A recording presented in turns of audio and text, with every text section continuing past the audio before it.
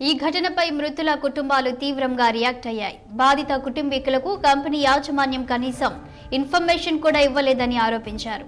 యాజమాన్యంపై ఆగ్రహం వ్యక్తం చేశారు.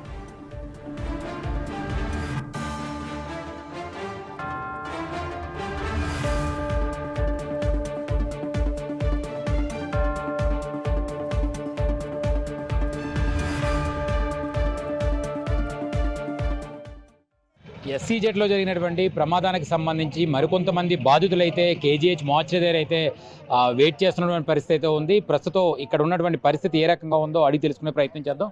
మా చెప్పండి, మీకు ఎలాంటి ఇన్ఫర్మేషన్ వచ్చింది? ఎప్పుడు ఇన్ఫర్మేషన్ ఇచ్చారమ్మా వీళ్ళు? మాకు ఎలాంటి ఇన్ఫర్మేషన్ ఇవ్వలేదండి, ఎవరూ చెప్పలేదండి. మేము మా అన్నయ్యకి సంబంధించిన ఫ్రెండ్స్ ద్వారా తెలుసుకున్నాం, టీవీలో స్క్రోలింగ్లో ద్వారా తెలుసుకుని వాళ్ళకి వీళ్ళకి ఫోన్ చేసి కనుక్కున్నాం తప్ప మాకెవరూ చెప్పలేదండి. మాకు ఎలాంటి ఇన్ఫర్మేషన్ ఇవ్వలేదండి. కంపెనీ వాళ్ళు అయితే మాకు ఏం చెప్పలేదండి. మేము చాలా బాధల్లో ఉన్నాయండి. మాకు ఉన్నదే ఒకళ్ళండి, అన్నయ్య ఒకడండి. మా నాన్నగారు లేరండి, చనిపోయారండి. మా నాన్నగారు చనిపోయి 10 ఏళ్ళు అయిందండి.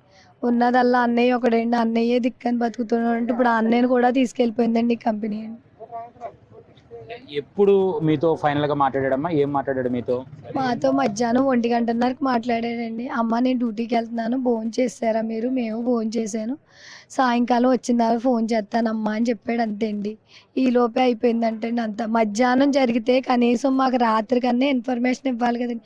కనీసం రాత్రి కూడా ఇన్ఫర్మేషన్ ఇవ్వలేదండి. మేము వాళ్ళకి వీళ్ళకి ఫోన్లు చేసి కనుక్కొని తెలుసుకుని రాత్రి 3 గంటలకు వచ్చామండి మేము ఇక్కడికి. అప్పటి నుంచి ఇదే పడిగాపులండి మాకు. ఇప్పుడు వరకు మీతో అధికారులు ఎవరన్నా మాట్లాడే ప్రయత్నం చేశారమ్మా? వచ్చారండి, కలెక్టర్ గారు వచ్చారండి, మాట్లాడారు, చెప్పారు, వెళ్ళారు. ఆ కంపెనీకి సంబంధించిన వాళ్ళు ఎవరు అయితే రాలేదండి. వాళ్ళు రావాలండి ముందు. వాళ్ళు వచ్చి ఏంటన్నది చెప్పాలి కదండి. వాళ్ళంటూ న్యాయం చేకూర్చాలి కదండి. ఇలాంటివి ఎంతమందికి జరుగుతాయండి? ఇవాళ మాకు జరిగిన ఇంకో రేపు పొద్దున ఇంకోళ్ళు జరుగుతాయి. ఎంతమంది ఇళ్లలో గుండు కోత పెడతారండి? సో ప్రజెంట్ ఉన్నటువంటి పరిస్థితి చూస్తే ఏ రకంగా అనిపిస్తుందమ్మా మీకు అసలు? అంటే ఇంతమంది ఒకేసారి చనిపోవడాన్ని, అందులో మీ బ్రదర్ ఉండడాన్ని ఎలా చూస్తున్నారు అసలు? నిజంగా ఇవన్నీ హత్యలేండి, కావాలని చేస్తున్నాయండి.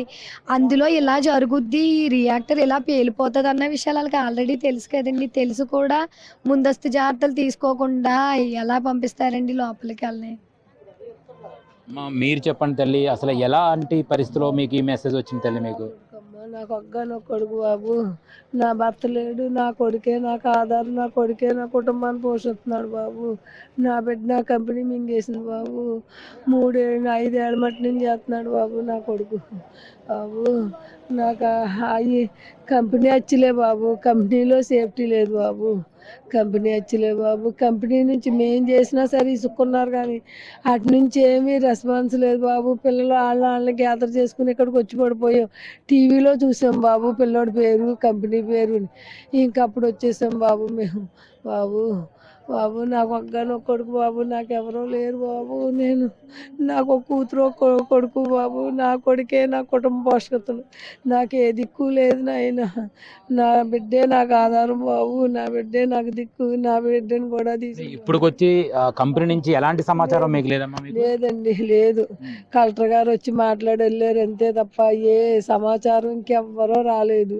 ఇంకే సమాచారం లేదు.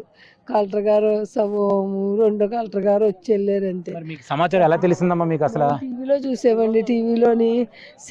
టీవీలోని కంపెనీ పేరు, పిల్లోడి పేరు చూసి మా వాళ్ళు ఫోన్లు చేస్తే మా వాళ్ళు అలా తెలుసుకుని మొత్తం మీద ఇక్కడ తీసుకొచ్చి పాడేశారు బాబు. నా కొడుకుని చూపించమనండి బాబు. నా కొడుకు దగ్గర నన్ను తీసుకెళ్ళండి బాబు. నన్ను చంపేయండి బాబు. నా కొడుకు చచ్చిపోయాడు కదా, నేను ఎలా బతుకుతాను? నా కొడుకు లేదు, నన్ను చంపేయండి బాబు. నా కొడుకు లేదు, నేను బతకలేను. నాకు ఒక్కడే కొడుకు బాబు. నా బిడ్డను వదిలి నేను ఉండలేను, నేను చచ్చిపోతాను. నన్ను చంపేయండి బాబు. మీకు పుణ్యం ఉంటుంది, నా కొడుకు దగ్గర నన్ను తీసుకెళ్ళండి బాబు. ఇక్కడ చూస్తున్నటువంటి పరిస్థితి చూస్తే కనుక చాలా హృదయ విదాకరమైనటువంటి సిచ్యువేషన్స్ అయితే మనం చూస్తున్నాము. తన పిల్లలు ఏ రకమైనటువంటి అల్లారుముద్దుగా కని పెంచుకొని ఇంత భవిష్యత్తు ఉంటుందని చెప్పి కంపెనీలో జాయిన్ చేస్తే కనీసం కంపెనీ యాజమాన్యం కానీ కంపెనీకి సంబంధించినటువంటి వ్యక్తులు కానీ ఎవరు వచ్చి ఇప్పుడు వచ్చి భరోసా ఇవ్వడం కానీ కనీసం ఏం జరిగిందో చెప్పలేనటువంటి పరిస్థితి ఏర్పడిందంటూ కూడా ఆ తల్లి రోదన చేస్తున్నటువంటి సిచ్యువేషన్ చూస్తే కంట తడి ఆగలేనటువంటి పరిస్థితి ఏర్పడుతుంది. అయితే మరో రకంగా చూస్తే కనుక ఇక్కడ జరిగినటువంటి ఇవన్నీ కూడా కంపెనీ చేస్తున్నటువంటి హత్యలుగా అయితే వీళ్ళు భావిస్తున్నటువంటి పరిస్థితి కూడా ఉంది. కనీసం మినిమం సేఫ్టీస్ ఏవైతే కంపెనీలో తీసుకోవాల్సినటువంటి జాగ్రత్తలు ఏవైతే ఉంటాయో మినిమం తీసుకోలేదంటూ పలుమార్లు తల్లికి ఫోన్ చేసి చెప్పినటువంటి సందర్భం కూడా ఉందంటూ కూడా ఆమె మాటల్లోనే వినడం జరిగింది. మొత్తానికి విశాఖలో హృదయ విదారకమైనటువంటి ఆహ్లాదాలు ఏవైతే ఇక్కడ జరుగుతున్నటువంటి సిచ్యువేషన్ ఏదైతే ఉందో ఇప్పటి వరకు సుమారుగా 12 మంది మృతదేహాలు అయితే కేజీహెచ్కి తరలించినట్టుగా అధికారులు అయితే చెప్తున్నటువంటి పరిస్థితి అయితే ఉంది. మరొక 6 మృతదేహాలను అనకాపల్లి హాస్పిటల్లో ఉంచినట్టుగా తెలుస్తుంది. అయితే